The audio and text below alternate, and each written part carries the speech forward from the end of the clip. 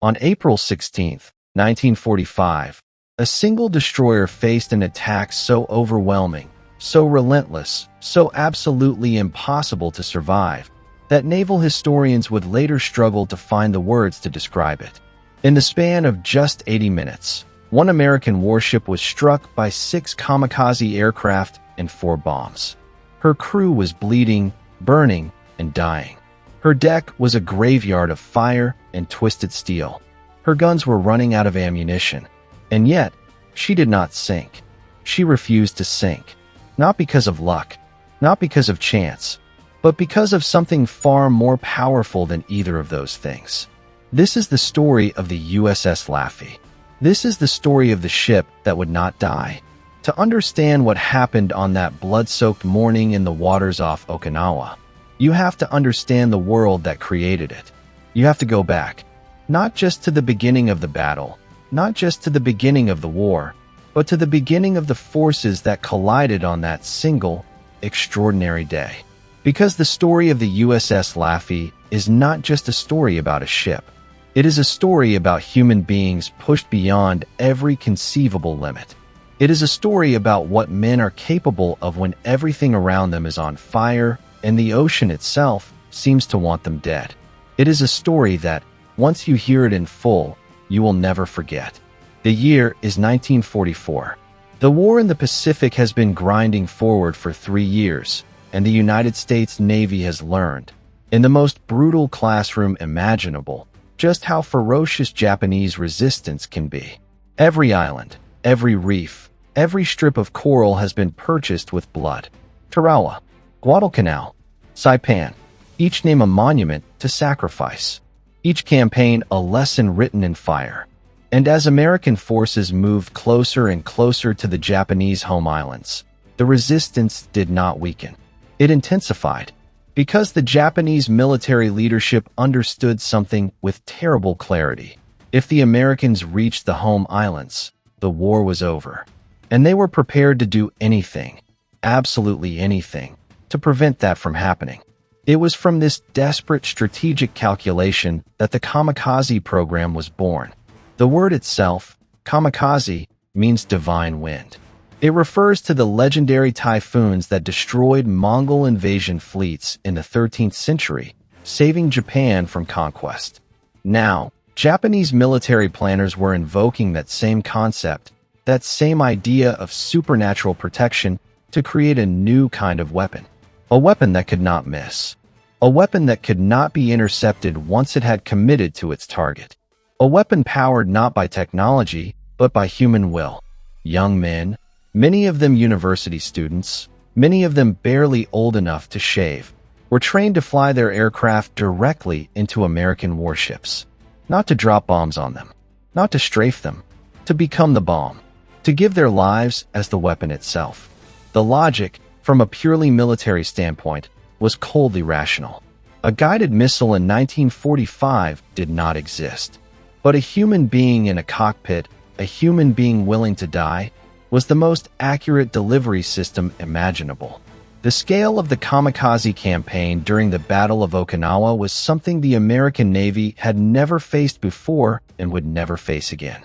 Operation Tengo, as the Japanese called their air offensive during the Okinawa campaign, involved thousands of aircraft and hundreds of pilots willing to die. The Americans called the attacks Kikusui, meaning floating chrysanthemums, which was the designation the Japanese themselves used for their massed kamikaze raids. And massed is not too strong a word. These were not isolated attacks. These were organized waves, sometimes hundreds of aircraft at a time, descending on the American fleet from multiple directions simultaneously. The psychological effect on American sailors was profound. Every man on every ship knew that somewhere above him, there were pilots who had already decided to die, whose only remaining question was which ship they would take with them. The USS Laffey was a destroyer. Her hull number was DD 724. She was part of the Allen M. Sumner class, a type of destroyer that represented the very latest thinking in American naval design at the time. She was 376 feet long. She displaced roughly 2,800 tons when fully loaded. She carried a crew of 336 men. Her armament was formidable for a destroyer: 6 5-inch guns and 3 twin mounts, 12 40mm anti-aircraft guns, and 11 20mm anti-aircraft guns. She was, by any measure, a well-armed, capable warship. But in the context of what was coming, in the context of what she was about to face, her armament would prove barely sufficient. And for a period of time, it would seem like it was not sufficient at all. The Laffey was not new to combat. She had already experienced the defining violence of the Second World War before she ever reached Okinawa. On D-Day, June 6, 1944, the Laffey had been present at the beaches of Normandy, providing naval gunfire support for the American troops storming Omaha Beach. She had fired thousands of rounds at German positions, helping to suppress the murderous fire that was cutting down soldiers on the beach below the cliffs. Her crew had seen the smoke and the explosions and the terrible human cost of that day. They were not untested men. They were not inexperienced. They had already been to the edge and come back. But nothing in their experience, nothing in the entire accumulated history of naval warfare, had prepared them for what was coming. The captain of the USS Laffey was Commander Frederick Julian Beckton. He was 36 years old in April of 1945.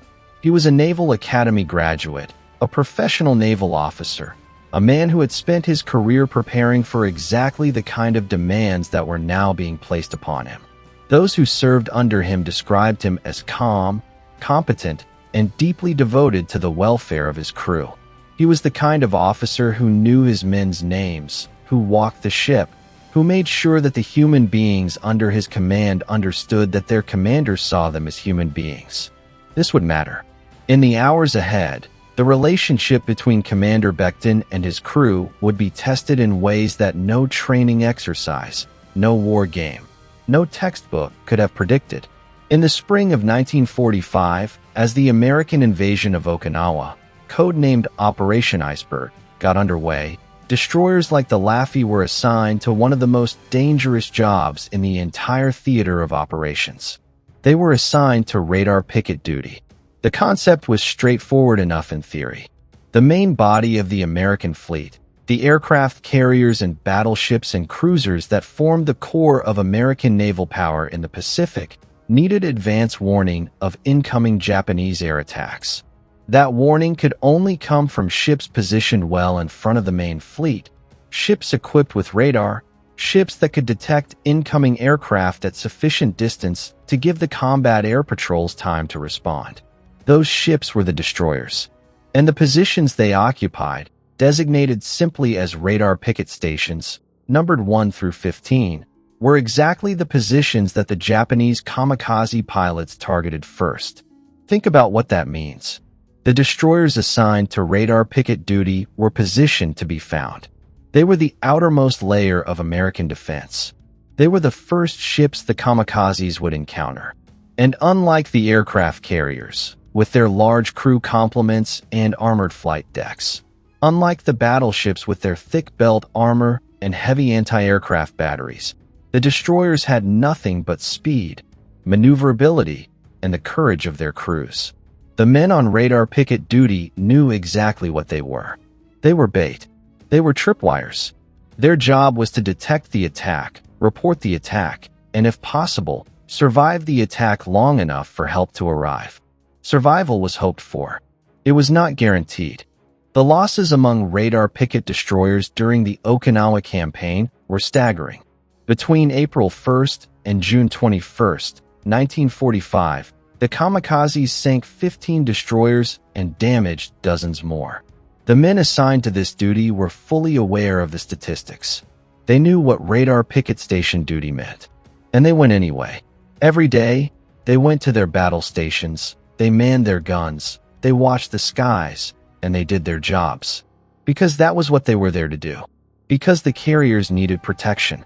Because the soldiers on shore needed the fleet.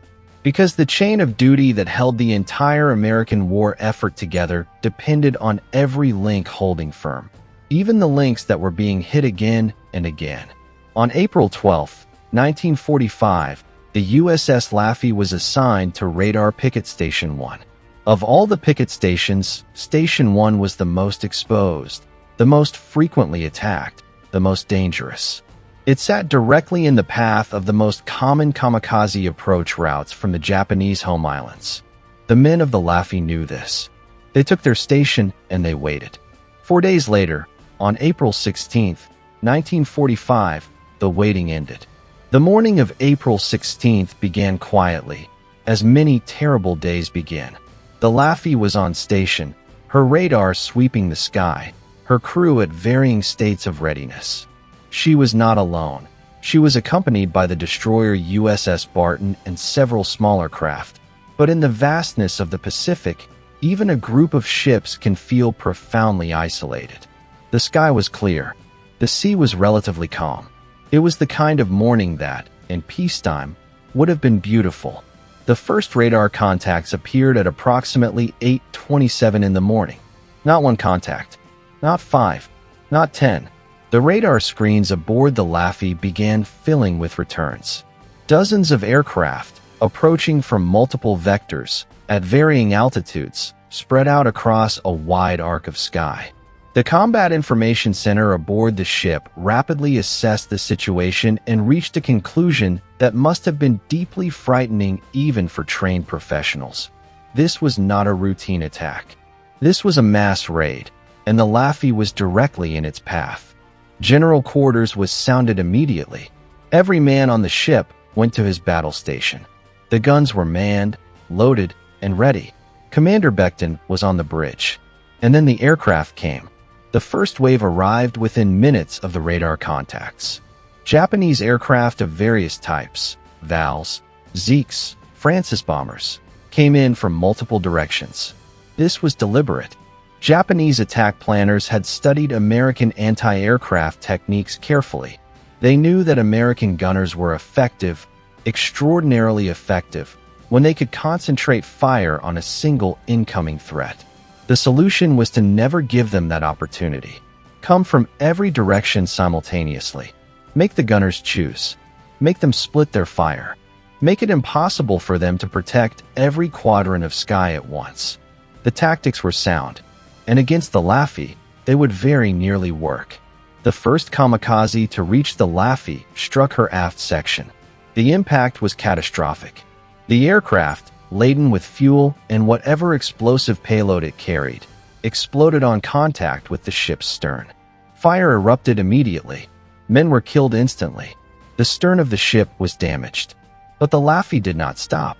Her engines kept turning. Her forward guns kept firing.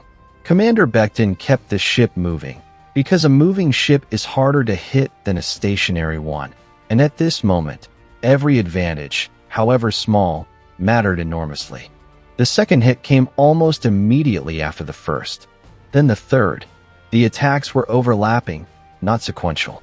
While the crew was still fighting the fires from the first impact, while the damage control parties were still assessing the situation, another aircraft was already completing its dive. The sound described by survivors was overwhelming. The roar of aircraft engines, the continuous thunder of anti-aircraft fire, the explosions of hits, the screaming of wounded men, the shouting of damage control crews. The sensory environment was unlike anything that training could simulate.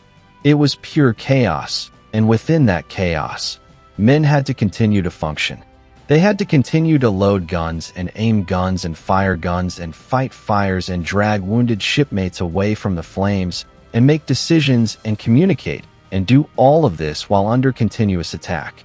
The Laffey's anti-aircraft gunners were performing at an extraordinary level. Throughout the engagement, they would shoot down multiple attacking aircraft.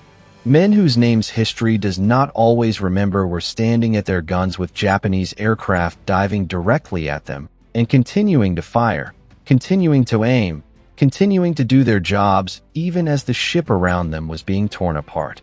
There are accounts of gunners who were on fire, men whose clothing was burning, who did not leave their guns. There are accounts of men who were wounded, bleeding heavily, who refused to be evacuated from their positions because their guns still needed to be manned. These were not superhuman beings.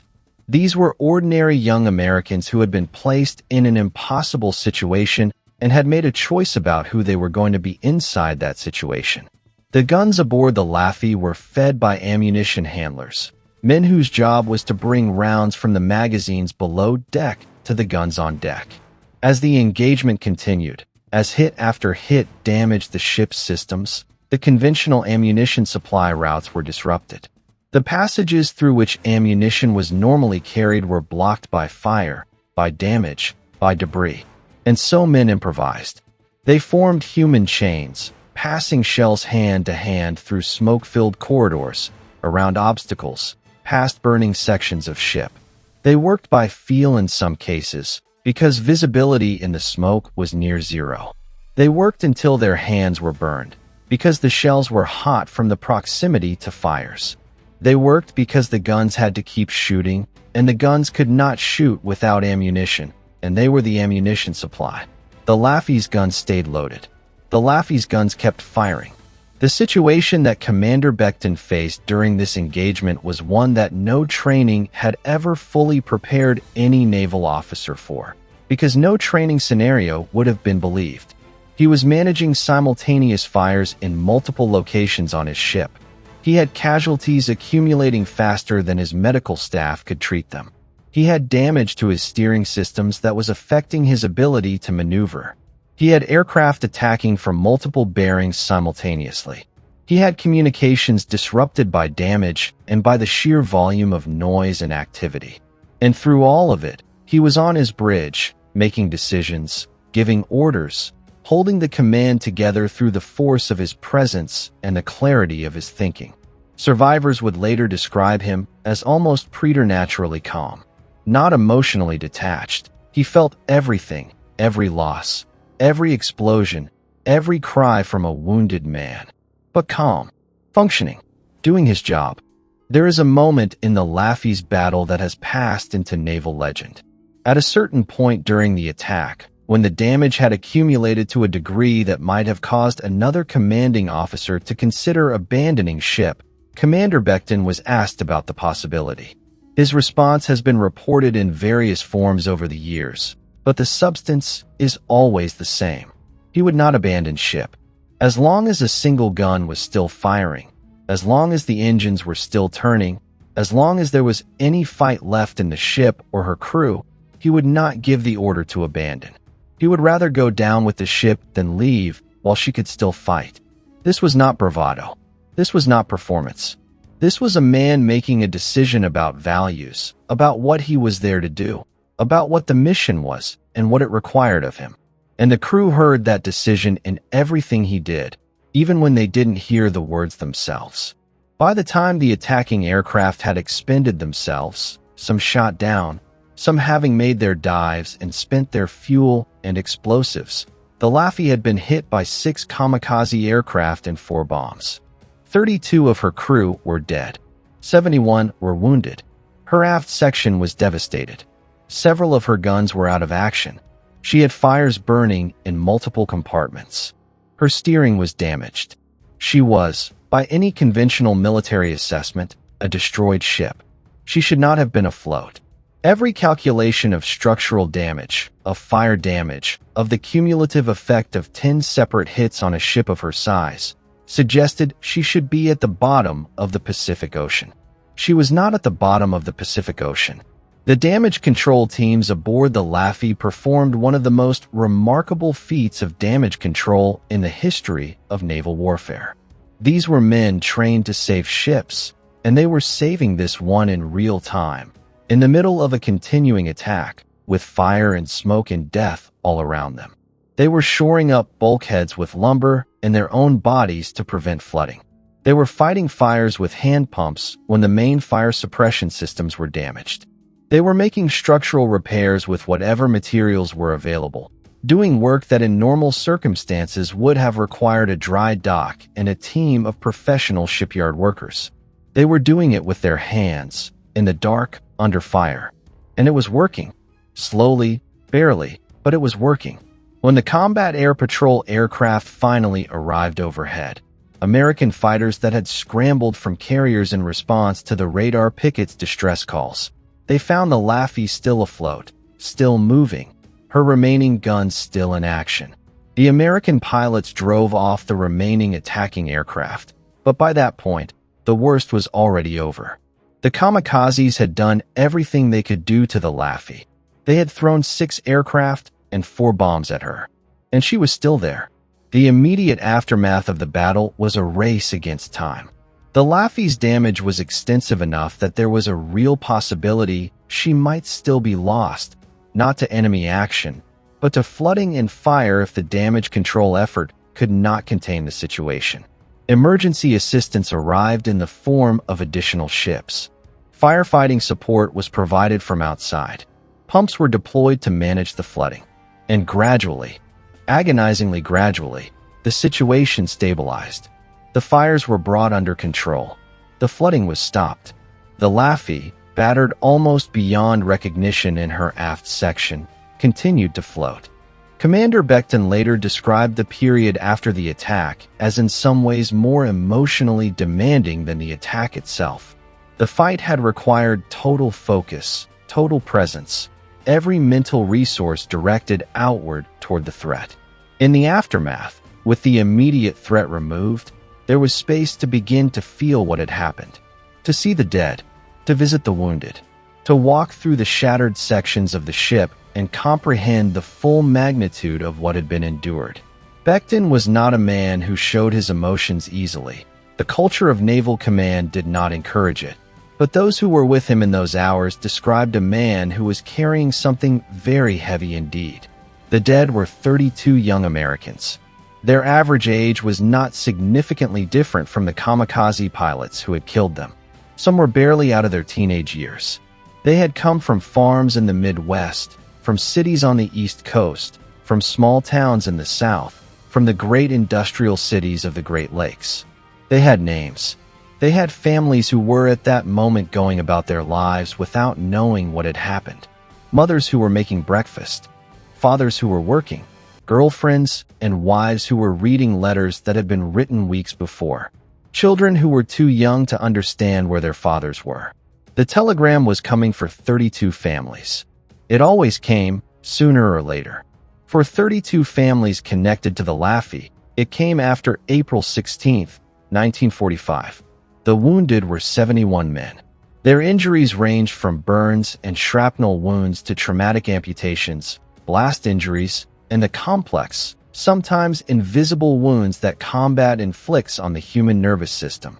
The ship's medical staff, led by her pharmacist's mates, the Navy's version of combat medics, had performed triage and treatment under conditions that defy adequate description. They had operated, in some cases, with the ship being hit around them. They had made life and death decisions about who received immediate treatment and who had to wait, because there were more casualties than there were hands to treat them. They saved lives that by rights should not have been savable. Not every man who was wounded survived, but a remarkable number of men who were gravely wounded that morning were alive when the sun went down. The Laffey was eventually towed to Karamaretto, a sheltered anchorage near Okinawa that the Americans had seized specifically to serve as a forward repair base. The extent of the damage that the repair crews found was staggering. The aft section of the ship had been devastated. Multiple gun mounts were destroyed or heavily damaged. The deck plating in the stern area was warped, torn, and in places simply absent. The interiors of the aft compartments were burned-out shells. The list of repairs required was essentially a complete reconstruction of the ship's after half. But the ship's hull, her engines, her forward sections, these were intact. The Laffey could be saved. The question was whether the effort was worth making in a war that, by April 1945, was clearly approaching its end. The decision to repair the Laffey was made without hesitation. She was towed to Puget Sound Naval Shipyard in Bremerton, Washington, where she underwent a complete and extraordinarily extensive repair. The work required months. The cost in labor and materials was significant, but the Navy rebuilt her, and the reason the Navy rebuilt her was not merely practical. It was also a statement. The Laffey had become something more than a warship. She had become a symbol, a symbol of American resilience, of American refusal to accept defeat even in the face of overwhelming attack. Rebuilding her was an act of institutional defiance. It said, "We do not abandon what our people have fought for." The repair was completed. The Laffey was returned to service. But the war ended before she could return to combat. The atomic bombings of Hiroshima and Nagasaki in August 1945, followed by Japan's surrender, rendered the question of the Laffey's return to the Pacific moot. She would not fight again. In a sense, her war was already over. It had ended on April 16, 1945, in 80 minutes of unimaginable violence off the coast of Okinawa. The story of the individual men who fought and died aboard the Laffey deserves to be told in its fullness. Among the crew on April 16th were men whose actions that day were recognized with some of the highest military decorations the United States can bestow. And then there were others whose actions were just as remarkable, but whose names never appeared in official citations. Because the chaos of battle made it impossible to fully document everything that happened, because there were too many acts of courage happening simultaneously for any one observer to capture them all. Seaman First Class Arthur Hogan was one of the men who kept ammunition flowing to the guns under conditions that should have made that impossible. He made multiple trips through smoke-filled, fire-damaged passages to bring shells to gun crews that were running low. He was burned. He kept going. When asked afterward why he had not stopped, he gave the kind of answer that makes military historians both proud and frustrated. He said he just did what needed to be done. That answer, "I just did what needed to be done," is the most common answer given by men who have performed extraordinary acts of courage under fire. It is unsatisfying from a dramatic standpoint, because it does not explain the thing we most want to understand. What is it inside a person that allows them to keep functioning, to keep doing what needs to be done, when everything around them is fire and death? The answer, as best as historians and psychologists have been able to determine, is training and unit cohesion and the specific culture of a ship's crew. The men aboard the Laffey were not strangers. They had lived together, eaten together, worked together, and in many cases, trained together for months or years. They knew each other. They cared about each other. In the moment of crisis, the psychological imperative was not to run. It was to not let down the man next to you. That impulse, that social and moral bond, is more powerful than fear. It has been documented in combat after combat, war after war. The bravest men are almost never brave because they are unafraid. They are brave because something else, loyalty, love for their comrades, commitment to a mission, is stronger than their fear. The crew of the Laffey had that. They had it in abundance. Commander Becton was awarded the Navy Cross for his conduct during the Battle of April 16th. The Navy Cross is the second highest military decoration the United States Navy can award. His citation described his extraordinary heroism in maintaining command during an attack of unprecedented ferocity, and his success in keeping the Laffey fighting and afloat despite damage that would have justified abandoning ship. He wore the decoration with appropriate pride. But those who knew him best said he always seemed to want to give it away, to say that it belonged not to him but to the crew, to the men who manned the guns and fought the fires and carried the shells and treated the wounded and held the ship together. The Battle of Okinawa, of which the Laffey's ordeal was a single, extraordinary component, lasted from April 1st to June 22nd, 1945. It was the largest amphibious assault in the Pacific War. It involved more than 500,000 Allied troops and produced casualties on a scale that horrified even those who had experienced the worst of the earlier Pacific campaigns. American ground casualties exceeded 12,000 killed. Naval casualties, many of them caused by kamikaze attacks, added thousands more. Japanese military casualties were roughly 93,000 killed, and Okinawan civilian casualties were devastating. Estimates range from 40,000 to over 100,000, a reflection of the terrible price that civilian populations pay when modern warfare arrives in their homes. The kamikaze campaign during Okinawa was, by purely military metrics, the most effective use of the weapon in the entire war. Kamikazes sank or damaged more American ships during the Okinawa campaign than in any other comparable period. They killed more American sailors. They inflicted more cumulative damage on the American fleet. And yet they did not stop the campaign. The American fleet absorbed the punishment. The landings went ahead. Okinawa fell. The kamikazes had proven that they could hurt the Americans badly. They had not proven that they could stop them. The human dimensions of the kamikaze program have been the subject of extensive historical research, and what that research has revealed is deeply complex. The popular image of the kamikaze pilot, fanatical, brainwashed, eager for death, is, historians have found, substantially inaccurate in many cases. Many of the pilots, particularly those recruited later in the war when volunteer numbers were insufficient and pressure was applied to recruits, were not eager at all. They were frightened young men who had been placed in a situation from which there was no honorable exit in the culture of Imperial Japan. They wrote letters home. Their letters survived. And those letters are heartbreaking in their youth, in their fear, in their longing for the lives they would not live, in their love for parents and siblings, and in some cases young women they had known briefly. They were human beings, not machines. They were caught in a historical moment and a cultural system that demanded everything from them, including their lives. This does not make what they did any less terrible for the men on the receiving end, but it adds a layer of tragedy to an event that is already almost unbearably tragic. The Japanese pilots who attacked the Laffey on April 16, 1945, we do not know all their names. We do not know where they came from or what they dreamed about or what they felt in the last seconds of their lives. History records their attack, records its effects, records the damage and the deaths. History does not always record the humanity behind the weapon.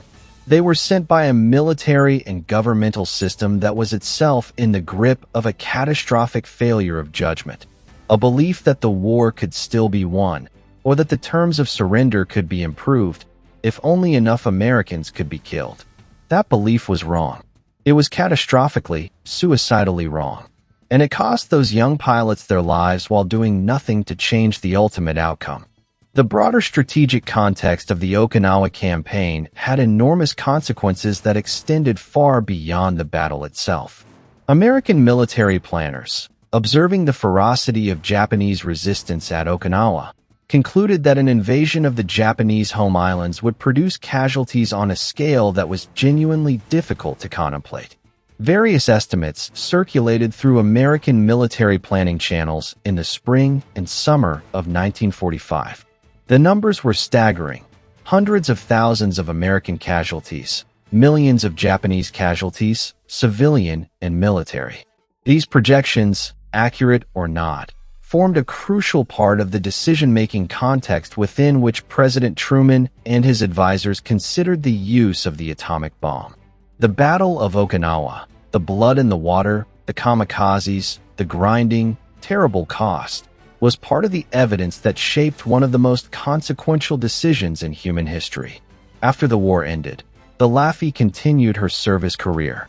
She was recommissioned and served through the post-war years, through the Cold War era, participating in various naval operations. She served during the Korean War period, during exercises and deployments, as the Navy transitioned from the world of the Second World War to the new and different world of the Cold War. The men who had served aboard her during the Great Battle of April 16, 1945, moved on with their lives. They came home. They got married. They had children. They worked. They carried what they had experienced in the way that veterans carry these things, sometimes visibly, more often in ways that were private and not spoken about. The culture of the era did not encourage speaking about what one had seen and done and lost. Many of them never fully talked about it, not even to their families. Commander Beckton left the Navy eventually and lived a long life. He spoke and wrote about the Laffey with pride and with grief, in roughly equal measure. He never forgot the 32 men who died on his ship on April 16, 1945.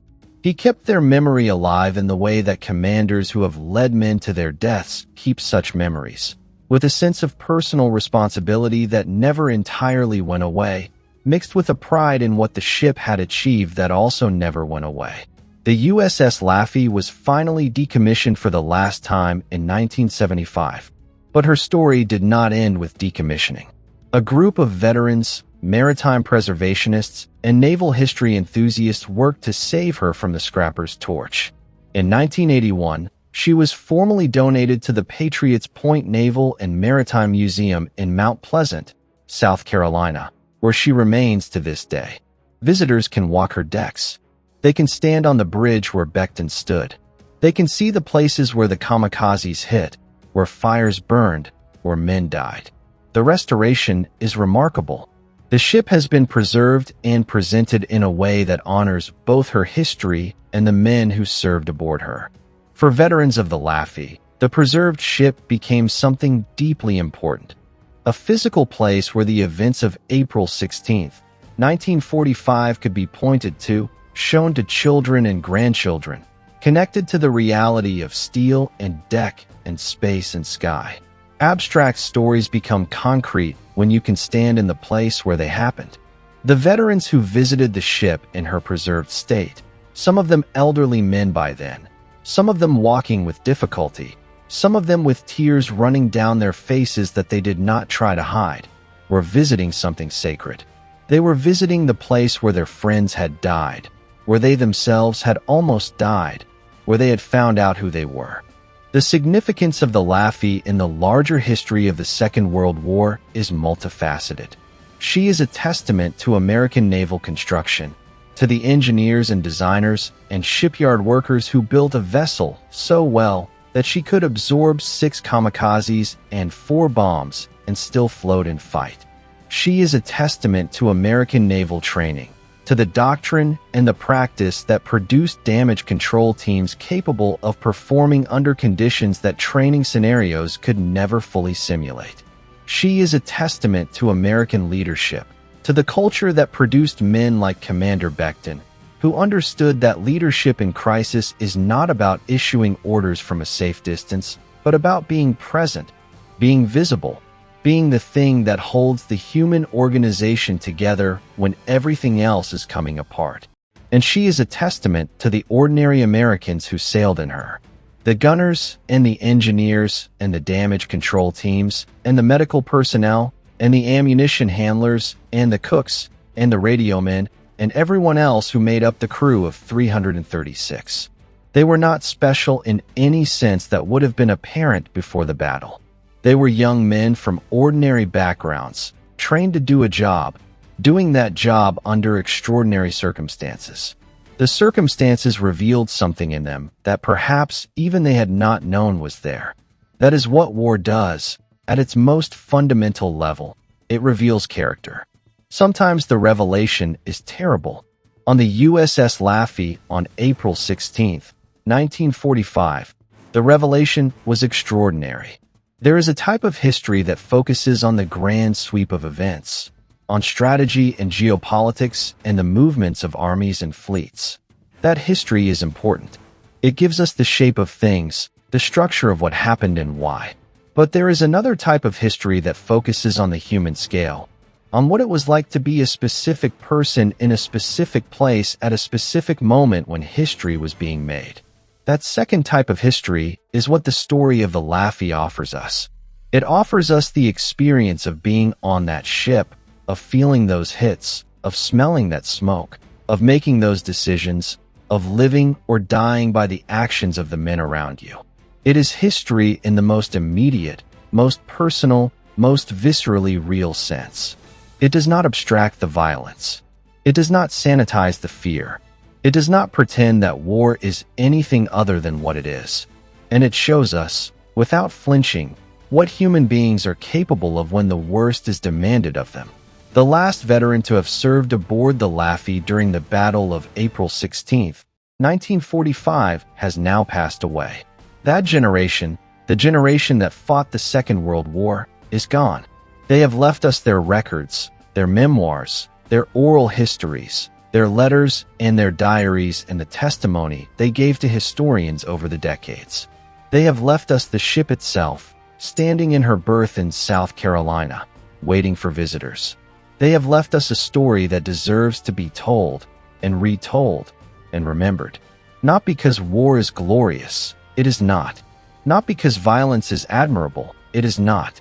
But because human courage and human devotion and human refusal to be defeated even by the most overwhelming of forces. These things are worth knowing about. These things are worth honoring. These things remind us of what we are capable of as individuals and as communities when everything is on the line. On a quiet April morning in 1945, in the waters off Okinawa, a ship that should have died refused to die. 32 men gave their lives. 71 more were wounded. A crew of ordinary Americans performed acts of extraordinary valor, not because they had been told they were heroes, not because they were seeking glory, but because the men next to them needed them to keep going, and they were not willing to let those men down. That is the story of the USS Laffey. That is the story that the ship, now resting quietly in South Carolina, still tells to every person who walks her decks and looks out over her guns and tries, for a moment, to imagine what it was like to be there on that terrible, magnificent morning. The ship that would not die lives on. The men who saved her, some of them, live on in memory. And the lesson they teach us, the lesson written in fire and steel and blood and courage, is as relevant today as it was on April 16, 1945. When the worst comes, when everything is burning and the situation is impossible and every rational calculation says give up, there is a choice. There is always a choice. The men of the Laffey made theirs. They chose to keep fighting. They chose to keep going. They chose, above all, not to quit. And because of that choice, a ship survived that had no right to survive. And because of that ship, we have this story. And because of this story, we know something true and important and worth knowing about who we are and what we can be. That is worth remembering. That is worth telling. That is worth knowing.